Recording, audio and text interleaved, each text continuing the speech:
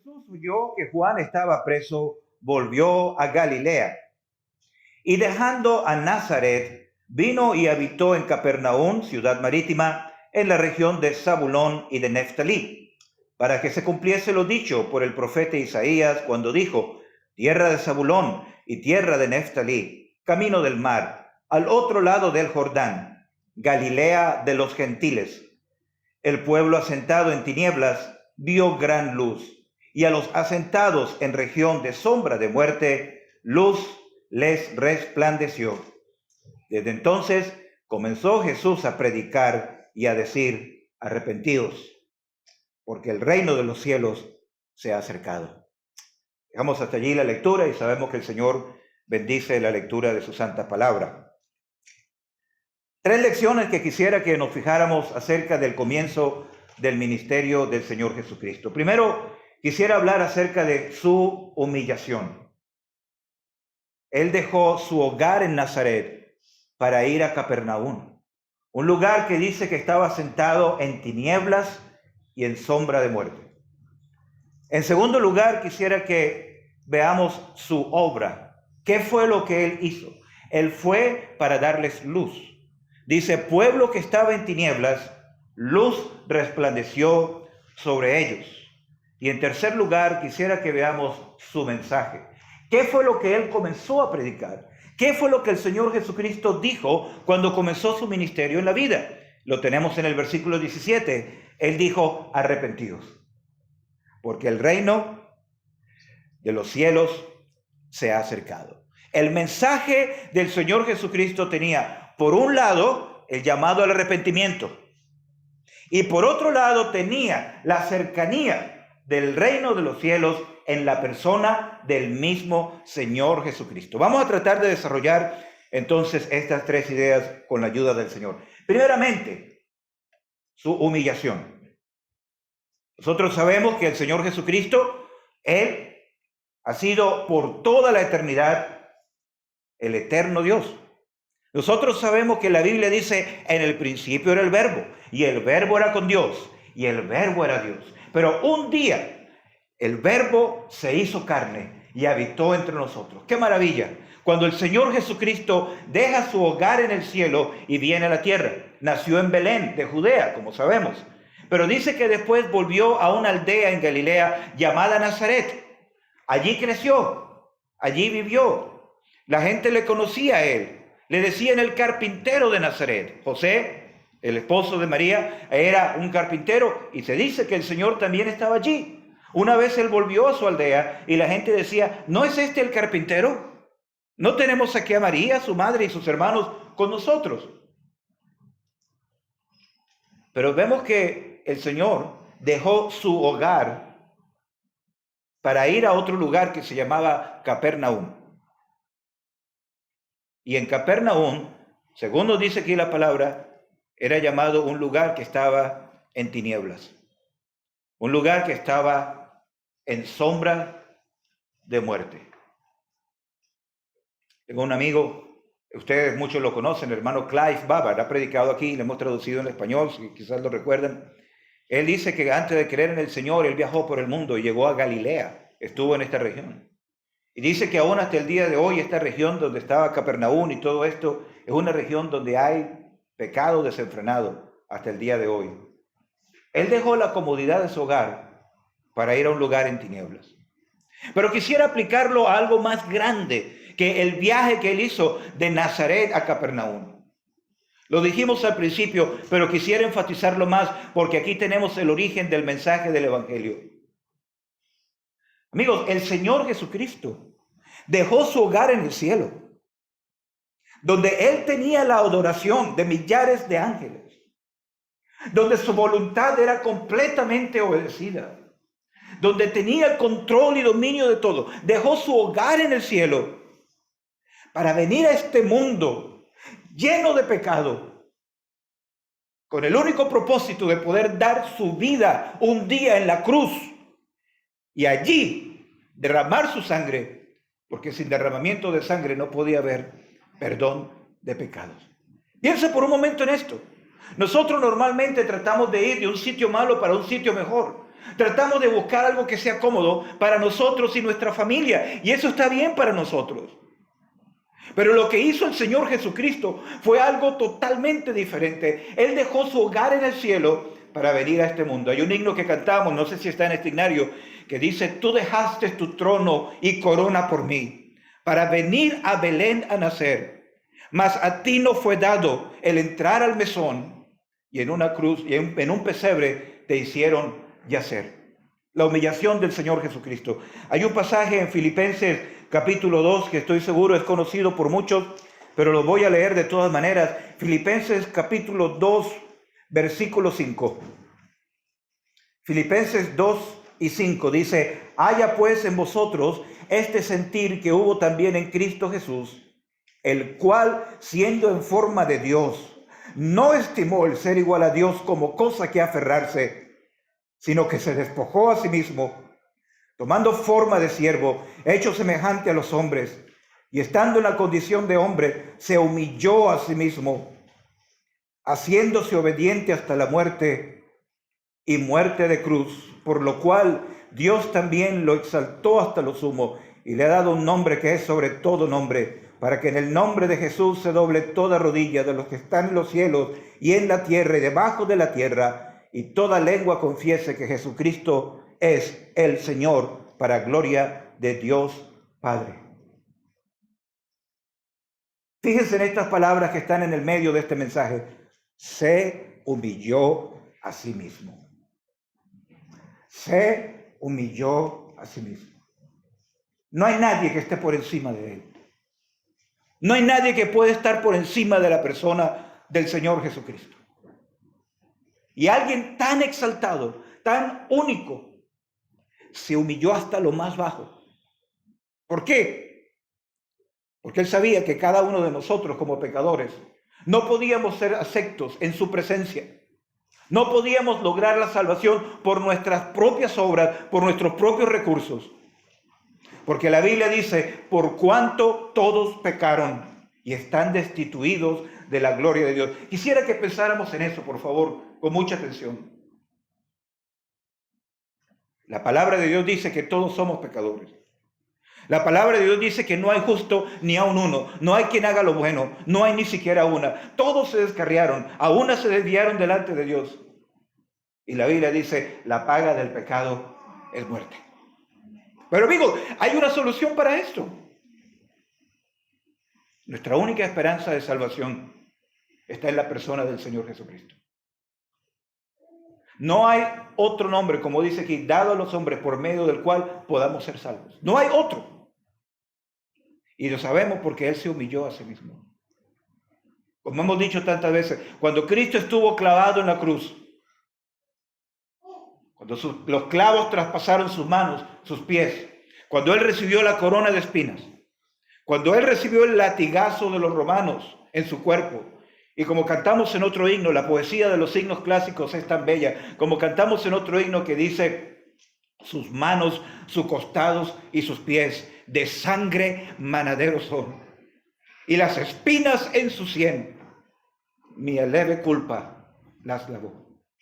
Amigo, piensa un momento en esto. Él se humilló por ti. Él fue a la cruz por ti. Él derramó su sangre para darte la salvación. Él se humilló a sí mismo. Pero entonces el segundo punto que quería tocar, no solamente su humillación, pero su obra. ¿Qué hizo el Señor Jesucristo cuando llegó a Capernaum? Y no solamente en Capernaum, sino en los 3 años siguientes de su ministerio público. Dice aquí en la profecía de Isaías, y como nuestro hermano don Pablo nos ha dicho ya, el Antiguo Testamento, el libro de Isaías, resalta por pasajes que hablan del Señor Jesucristo y hablan de la salvación. Se cita aquí al profeta Isaías y dice: el pueblo asentado en tinieblas vio gran luz. El Señor Jesucristo dijo: yo soy la luz del mundo. El que me sigue no andará en tinieblas, sino que tendrá la luz de la vida. Amigo, el Señor se humilló y murió en la cruz por nuestros pecados. Derramó su sangre. Pero la grandeza del Evangelio también está en el que murió en la cruz, resucitó de entre los muertos. No predicamos a uno que está eternamente clavado en una cruz. Predicamos a uno que vive. A uno que dejó la tumba vacía y que subió a los cielos. Y ese mismo Jesucristo que ha ascendido de esa manera, Él ahora quiere dar luz en cada vida. ¿Y qué hay que hacer? ¿Qué es lo que tenemos que hacer para poder tener ese privilegio de la luz que el Señor Jesucristo nos está dando? Mire, primero que nada, es que reconocer que estamos en tinieblas en Cristo. No importa cuán educados podamos ser en cuanto a las cosas del mundo. No importa cuán buenas personas tratemos de ser nosotros por nuestros propios esfuerzos. Y yo sé que estoy hablando ante una audiencia de personas muy decentes, muy trabajadoras. Pero una gran verdad que tiene la palabra de Dios, que todas nuestras obras de justicia son como trapos de inmundicia en su presencia. Lo mejor que yo pueda hacer nunca se va a comparar con lo que Él hizo.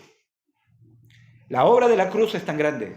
La muerte y la resurrección de Jesucristo en ese lugar cuando Él muere en Jerusalén y asciende a los cielos, jamás se va a comparar con lo mejor que yo pueda hacer. La gran pregunta aquí en esto ¿es usted salva? ¿Es usted salvo? Si tiene que morir en esta noche, y ojalá que no, nunca, y que todos tengan muy larga vida, pero el día que tu vida acabe aquí en la tierra, que puede ser en cualquier momento. Aquí hay personas que saben muy bien que en cualquier momento un accidente, una enfermedad, algo pudiera pasar y dejaremos la escena de este mundo para pasar a la eternidad. La gran pregunta es, ¿y qué de tu alma? ¿A dónde irá? Si tú cierras los ojos hoy aquí y te presentas delante del Señor como nuestro hermano don Pablo nos ha dicho, ¿cuál va a ser el resultado para ti en la eternidad? No es que Dios va a examinar tu vida para ver si fuiste bueno o fuiste malo, para ver si vas al cielo o no. No es que Dios va, como cuando yo era niño en Venezuela, algunas personas decían que Dios va a tener una balanza en el cielo y las buenas obras en un lado y las malas obras en otro lado, a ver cuál lado se inclina la balanza y ver si vas a ir al cielo o al infierno. Eso no existe en la Biblia. Lo único que va a contar es qué decisión tomaste tú por el Señor Jesucristo. Si un día pusiste tu confianza plena en el Señor Jesucristo para ser salvo. El Señor vino a dar luz, para que el pueblo que estaba sentado en tinieblas pudiera tener la luz del mundo. Pero la tercera cosa que quería hablar, no solo su humillación, no solamente su obra, pero su mensaje. ¿Qué vino a decir Él?